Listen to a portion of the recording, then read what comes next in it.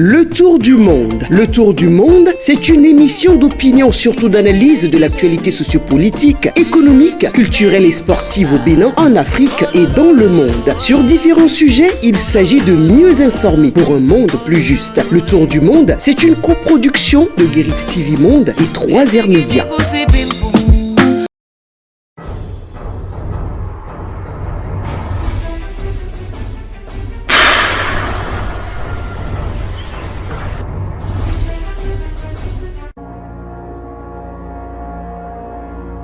Bonjour à tous et merci de toujours préférer le leader de Web TV pour vous informer. Nous démarrons par le bulletin d'information de ce jeudi 21 juillet 2022. Dans une lettre dont l'objet est déclaration administrative de modification des instances de l'Union progressiste, le parti a transmis au ministère de l'Intérieur et de la Sécurité publique les changements intervenus au sein de son bureau exécutif national et de son bureau politique. Suivez dans cet élément fait par Charles Alban Daroui l'analyse de la composition des instances centrales de ce parti. Après la session extraordinaire du samedi 16 juillet 2022 qui a vu le renouvellement des membres du présidium de l'Union progressiste, il y a eu les jours suivants d'autres remplacements au sein de la direction exécutive nationale et du bureau politique. Joseph Djogbenou et ses deux nouveaux vice-présidents comptent donc sur plusieurs autres acteurs politiques pour donner au Baobab l'ombrage indispensable à l'accueil de la flopée des nouveaux et anciens militants du parti. Ministres, députés, maires, conseillers communaux ou conseillers politiques sont présents dans les instances centrales de décision du parti. Dans le bureau exécutif national, composé de 38 membres, 2 ministres en fonction dans le gouvernement du président Patrice Talon siègent en qualité de membres. Il s'agit du ministre des Sports Oswald Omeki et de celui de la Défense Fortuné Nwati. Les deux sont également membres du bureau politique aux côtés de 7 autres collègues, à savoir Agbenossi Hérolien des Affaires étrangères, Chabi Kouaro Yves, ministre de l'Enseignement secondaire, Dossouri Gaston, ministre de l'Agriculture, de l'Élevage et de la Pêche, Seydou Alassane de l'Intérieur et de la Sécurité publique, Kenom Sévérin de la Justice, Tony Fodé Véronique des Affaires sociales et de la Microfinance, et enfin Tonato José du cadre de vie et du développement durable. Dans les deux instances centrales du parti, il y a au total 9 ministres. Les femmes sont sous-représentées avec un total de 5 femmes sur 38 dans le bureau exécutif national et un effectif de 13 sur 99 en ce qui concerne le bureau politique. À 6 mois des législatives de janvier 2023, l'on constate que l'Union progressiste change de peau pour se mettre au pas du défi qui s'annonce. Preuve que dans cette formation politique, les prochaines joutes législatives sont vraiment prises au sérieux. Sur le plan sociétal à présent, pendant les vacances, les élèves observent des moments de repos. Ici, dans la ville capitale, ils sont nombreux à s'adonner à de petits commerces pour mieux préparer la prochaine rentrée. La rédaction de Guérit TV Monde a fait ce constat pour vous. Après quelques mois de cours, les élèves sont appelés à observer des moments de vacances. Donatienne Boudrenou est élève en terminale. Elle se prépare pour démarrer sa journée désormais consacrée à la commercialisation de ses beignets. Outre Donatienne, David Yémé est un bachelier. Il fait ce job afin de mieux se préparer pour la rentrée prochaine. Ils sont nombreux dans les rues et marchés de la ville capitale à consacrer leurs vacances au petit job pour diverses raisons. Donc pendant les vacances, je ne peux pas rester à la maison les bras croisés. Je me profite de ce temps pour faire ces petites choses, pour vendre de temps en temps. Je suis en train de faire quelques gâteaux. Enfin, c'est ça que je fais pendant les vacances, au moins pour aider ma maman pour la scolarité de l'année. Au moins si je fais ça là, si c'est le cas de la contribution, je peux aider mes parents à payer ça. Je vends du pain pour m'occuper pendant les vacances. Je compte aider mes parents dans l'achat des fournitures. En une journée de commerce, ces élèves aujourd'hui commerçants font de bonnes recettes. Au moins, je trouve, pour ça là, au moins je trouve 6 000 par jour. Pendant 2 jours, je gagne au moins 2 000 francs. Ils invitent leurs amis à changer de comportement en ces temps de vacances. Je demande à mes amis écoliers de faire comme moi. Par rapport à mes camarades, je leur dis de sortir et aller chercher un job de vacances, au moins pour aider leurs parents. Ne restez pas les bras croisés pour attendre vos parents afin qu'ils puissent vous aider.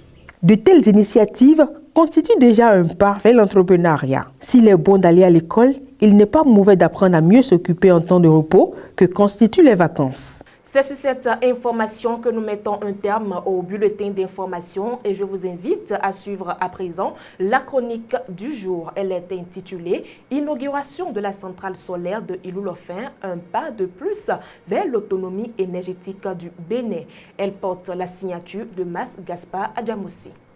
Inauguration de la centrale solaire de Ilou-Lofin à Pobé. Le Bénin fait un nouveau pas vers son autonomie énergétique. La localité de Ilou-Lofin, dans la commune de Pobé, a connu cette semaine un événement majeur. Il s'agit de l'inauguration et de la mise en service de la grande centrale solaire photovoltaïque du Bénin. L'infrastructure mise en service permettra au pays de réduire son déficit énergétique et contribuera également à la croissance économique. L'électricité, faut-il le rappeler, est un facteur de sécurité et de développement. Elle est indispensable pour assurer l'éducation et la scolarisation des enfants, l'autonomisation des femmes, l'entrepreneuriat des jeunes, la sécurité des populations, la production et la croissance économique à la base. Notre pays, le Bénin, vient ainsi, à travers cette infrastructure, de faire un nouveau pas vers son autonomisation énergétique. Cette centrale, qui est la première centrale solaire photovoltaïque au Bénin,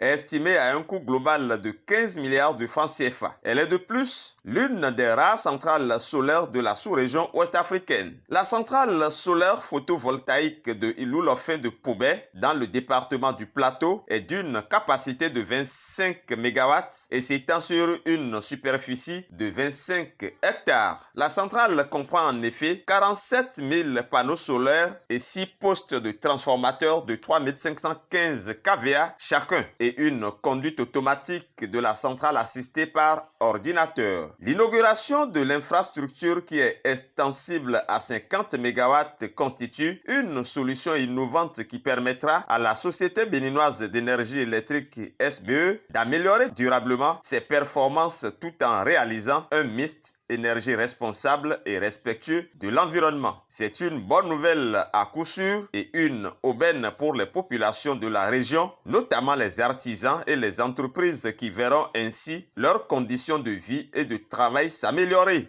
Environ près de 40 000 foyers seront impactés selon les autorités par l'installation de cette infrastructure. Pour le ministre béninois de l'énergie électrique, sur le chemin de l'autonomie énergétique de notre pays, cette centrale de Ilou-Lofin est la première d'une série de centrales solaires que le président Talon ambitionne de doter son pays après la construction historique de la centrale thermique de 127 MW de Maria Greta 1. Après Ilou-Lofin donc, ce sera prochainement le tour de Boïkon, de Parakou, de Djougou, puis de Natitengu d'abriter des infrastructures de ce type. Il y aura également bientôt des centrales hydroélectriques, notamment à Dogo-Bis, à Vossa et sur le fleuve Bétérou, ce qui portera la part des énergies renouvelables au Bénin de 2% à 30% à l'horizon 2023. Les efforts donc du gouvernement dans ce sens sont à saluer dans la mesure où bientôt les Béninois pourront définitivement dire adieu au délestage et notre pays, le Bénin, ne dépendra plus de certains de ses voisins pour avoir de l'énergie électrique pour sa population. Voici la pause qui s'impose. On se retrouve tout juste après. Envie de diffuser vos spots publicitaires pour impacter plus vos cibles? Chers annonceurs, votre télévision en ligne Guérite TV Monde vous propose des espaces sur ses meilleures émissions, à savoir Au téléphone, Tour d'horizon, Ça parle femme, la vraie version. Pour plus d'informations, contactez le service commercial au 00229 91 19 10 10. Guérite TV Monde, le leader de Web TV. Dans le forum de discussion de ce jour, nous recevons pour vous Charles Alban Darwi. Charles, bonjour. Bonjour Latifat.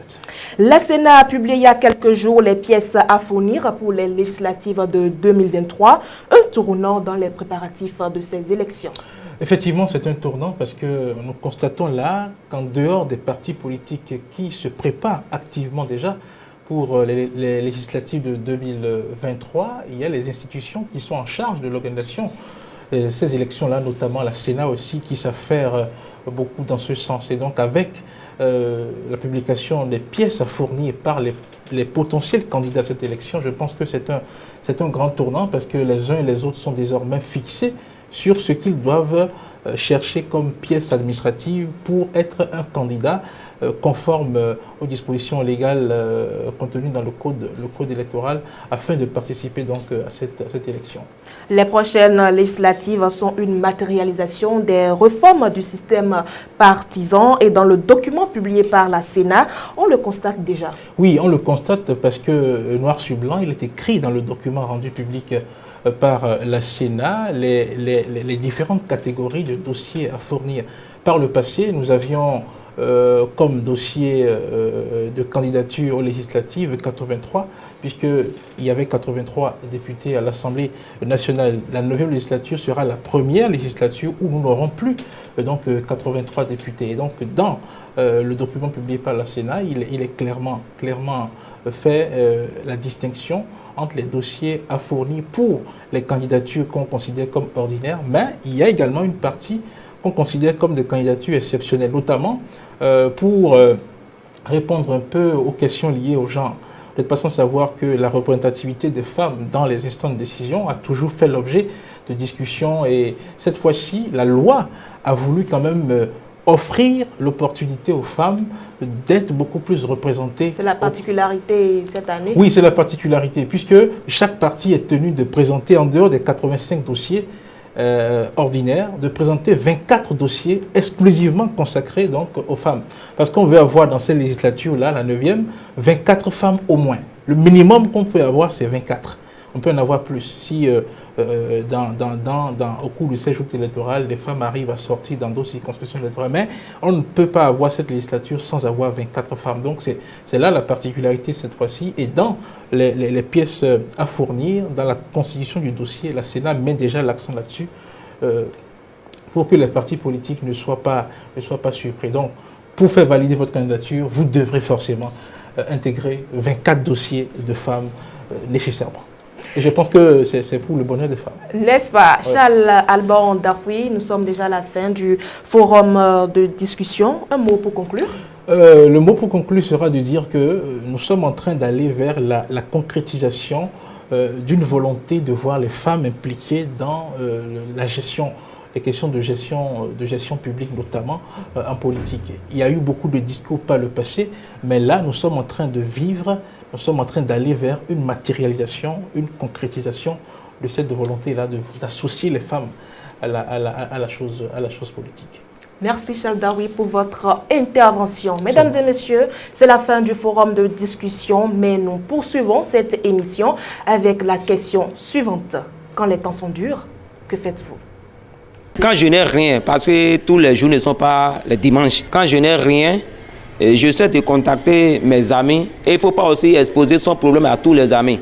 En tant qu'homme, il faut savoir que un autre jour, Allah, le temps encore va changer. Et la Bible nous déclare que chaque chose a son temps.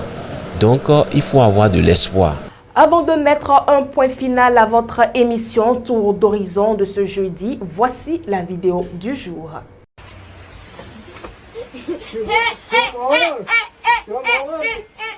Amor, ¿qué pasa? Amor, ¿qué pasó?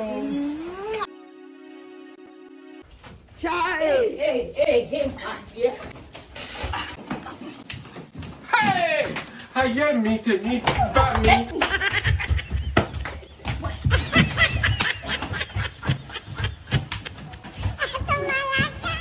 Chers amis internautes de Guérit TV Monde, nous voici au terme de cette émission. Merci de votre attention.